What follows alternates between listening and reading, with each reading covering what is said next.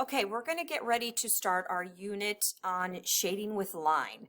So you've been shading with pencil, you shaded in reverse with white pencil on dark paper, and now you're going to do scratch art, which is shading with lines. You have an envelope in your kit, and inside that kit are some items. A piece of scratch board. The panel is, I don't know, 4x5 or so. It's a very hard surface. When you touch it and you hold it and hang on to it, it is very important that you hold it like a CD, like the edges of it. See how I grab my hand to hold the edges of it? Do not just stick your thumb on there and carry it around, okay? Same with these small pieces. What it does is it makes marks on the board with the oil from your hands, and then in that area, it's very hard to scratch off. This stuff scratches very easily. I highly suggest that you keep it in the envelope or wrap it in paper or something like that. Don't just throw it in a backpack or on your shelf or in a bag. It will get damaged very easily. So you also have two little scrap pieces. One is to play on or practice, and the other one is a practice that I'm going to require you to do. Okay? Other items you're going to need. You need a ballpoint pen. Okay? A ballpoint pen is the kind that has the little rolly on the end, like it's a little metal ball that rolls around in the ink. You need a ballpoint pen to do some transfer work. And Sharpies don't work, pencils don't work, a ballpoint pen. Of course, they come in different brands, and it doesn't matter what color you use. So it could be a clicky type pen. You get the point. It just has to be the rolly ball kind. Okay? You also need a scratch tool. These are the tools the school provides. It has a tip on the end that is, this one has some paint on it, that's fairly sharp. It has two sides. The scratch tip has two sides to it. And the way you want to use it is, think of it, when you really study it, it has a curve like a hand, okay? And your hand is cupped or curved. You want to hold it and scratch so that your cup is down and you scratch away from you when you work. I mean, you could scratch other directions as well, but that's the direction you want to go. If you flip it upside down and try to scratch, it just doesn't work as well, okay? Some of the tips are a little straighter. It's kind of hard to tell what side. It's not like anything will happen if you use the wrong side of the scratch tool. It just doesn't work as well, okay? It's not a knife. It's not meant to be held on its side to cut like this. It's not to cut. It is to remove ink off of your board.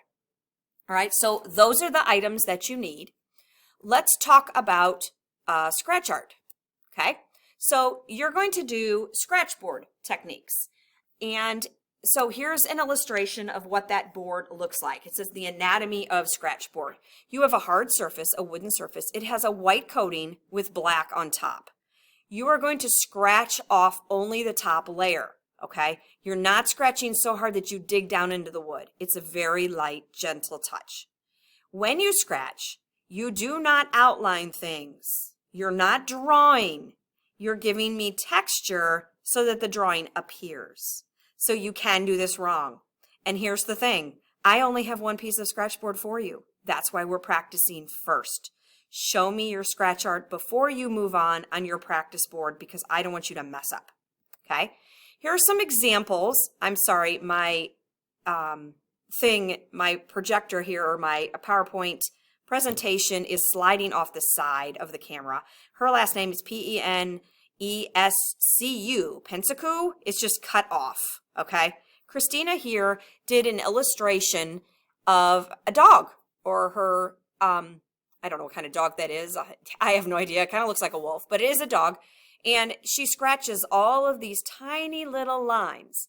The black that is left is the black of the board, very much like a white pencil drawing, okay? Here's another one of a horse, easier to see. So this is the board that's left behind. And everything that you see is white is scratched quite a bit. And then there's tiny little lines and textures. These work best with animals, obviously. Tons and tons of examples of animals. And that is going to be a requirement of you. Okay? Techniques you might use are stippling, okay, or dots, lines, or random little hairs. But think about the animal that you are creating, okay? The animal that you're creating, let's go back to some animals. You're going to scratch the direction that the fur goes.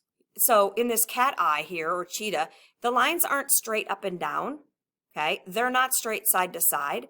They go on a curve like they would around this animal, and you really have to study your photo. You need a reference photo at all times in front of you, okay? So that is what is required. The first thing you're going to do is you're going to scratch a practice. You're going to do a spider, okay? Your techniques that you use should match the surface texture of the spider photograph that I'm going to give you. Multiple techniques will be used, like stippling, cross-hatching, crisscross, all throughout your spider. You're going to use a range of values, meaning bright whites, grays, darker grays, blacks, okay? A range of value from 1 to 6 should be visible. What I mean by that is, remember the little squares we did, the shading of the squares, where each little square was shaded from light to dark? I want to see 6 values with these lines. Craftsmanship should be clean and professional. Things to avoid. This is a no-no. Like this, you do this, F. Okay? We are not outlining. You're not outlining and then scratching inside it. Like this one here only has lines being used, but I do see a rough outline. Okay? We are looking for very precise. Do not scratch your name across your art as well.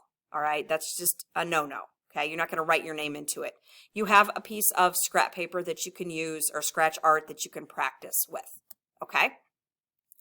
Your edges are created with value and techniques all throughout it. Techniques match the surface of the spider and on your project. You're going to use stippling, cross-hatching, crisscross lines, a range of values again, and craftsmanship is clean. Okay, that's what we're striving for on this project. You're going to be finding an image later. Okay? A subject is your choice. You're going to find an image, look for something with full range of value. Fluffy animals are best. Avoid sharks, dolphins, things that are smooth. Look for fur, feathers, and scales, okay? Cannot be an illustration or cartoon or someone else's artwork. We want an actual photograph of an animal. So, examples of students' work. So, okay, let's back up. We're going to do a spider. We're going to practice our spider. When you're done practicing your spider, you're going to start looking for an idea, for an animal, okay? These are examples of students' work. So here's an example of this cheetah or leopard that was found and done all in scratch art. Again, if you find it in black and white, it really would help.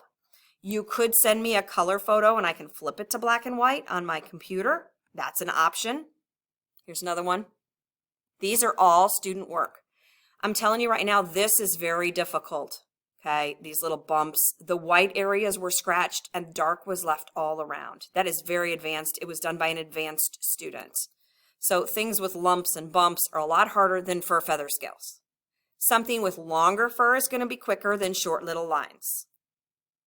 Okay, so this one has longer fur and didn't take quite as long as something with shorter lines. That owl is amazing though. Love him. Your animal can be zoomed in where it's part of the animal, like the head, or it can be an entire body. Let's look at this a minute. Here we've got hatching lines, okay, and here we've got tiny little dots. So thinking about the surface texture of the animal, okay, here's longer hairs, shorter hairs, some sort of a background that might have been a blanket or a table, okay?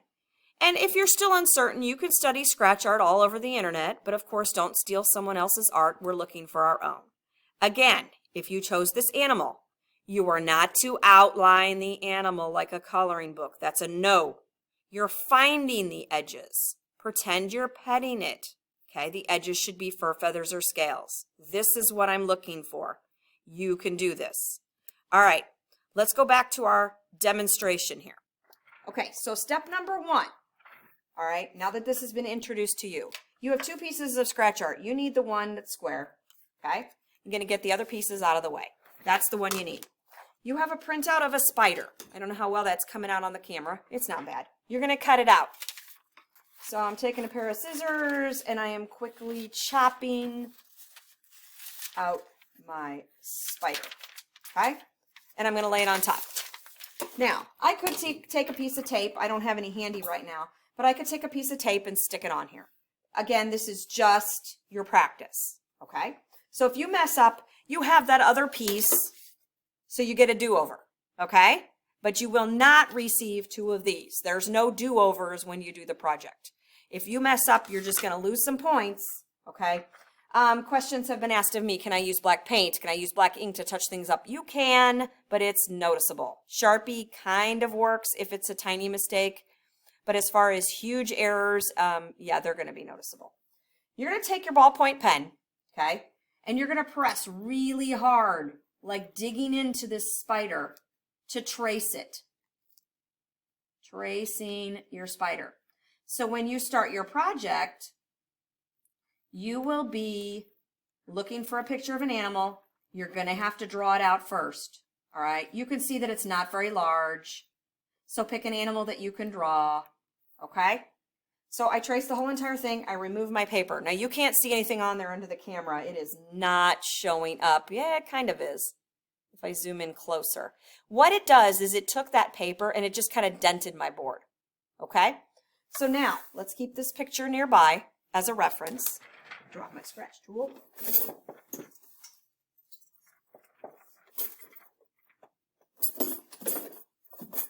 Hold tight.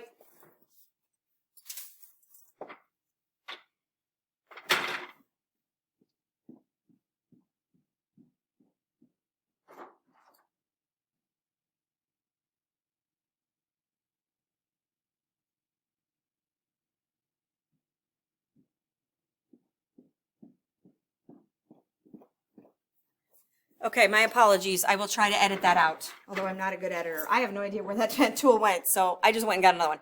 Okay, so I know you can't see on the board, all right, the spider, but I am going to start on his body, his abdomen, thorax, I don't know the parts of the bug. And looking at the picture, I don't have, per se, an outline of a spider, per se. I'm not outlining it. But his body down here has very few lines. So down here, I am doing very few lines. Okay? This one's gold. I don't know if it's showing up gold on the camera. Your scratch board is white on your big board, but these little scraps here I thought were good practice. So you can kind of see what I did. Did not outline it. Okay? Just made edges on it, copying the edges of my spider. His body here, with these two little white eyeballs, scratch those in, okay? His body has a very light, like dotted surface. Like little lines, little dots, all the way around. And it's super bright.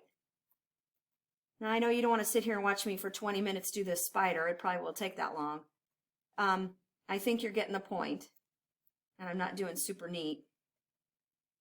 For the sake of video, you know, demonstration, you can see what's going on here. I think I need to move that in a little bit more. Closer to the body. And then let's do one leg. So here's a long leg. I've got a few little lines, and then I've got a whole bunch of white lines. A few little hairy lines and a whole bunch of hairy, bright lines. Okay? I could have, when I traced my spider, I could have traced every little section of the stripes. If you pick something like a tiger and it's got stripes, maybe it'd be a good idea to do that. What I'm saying is to trace, when you trace it, to trace all those little sections as well. Okay, so you get the point. There's no outlining on my spider. You heard me, no outlining. No taking your scratch tool and outlining. Yes, trace it with a pen to dent it, but do not do it with the scratch tool. That's a no-no. You'll be starting over, okay? If your spider is successful, you have another little piece. You can make a bookmark. You can cut it up. You can write your name. You can play on it. I don't care. After you show this to your teacher and you've successfully completed your spider, you need to get on the computer and find yourself a picture of an animal and or something at least with fur, feathers, or scales. You know, birds, flamingos. That's a bird. That'd be a cool one. A swan would be gorgeous. Keep in mind, this board is small, okay? You're going to draw it on a white piece of paper. You're going to lay it on top. You're going to trace it, and you're going to do your scratching, okay? If you don't have access to a scratch tool, what really works well is a paper clip. Take a paper clip and open it up. Or a steak knife, a knife out of a kitchen drawer that's really pointy on the end. That works great too, okay? So, see you later.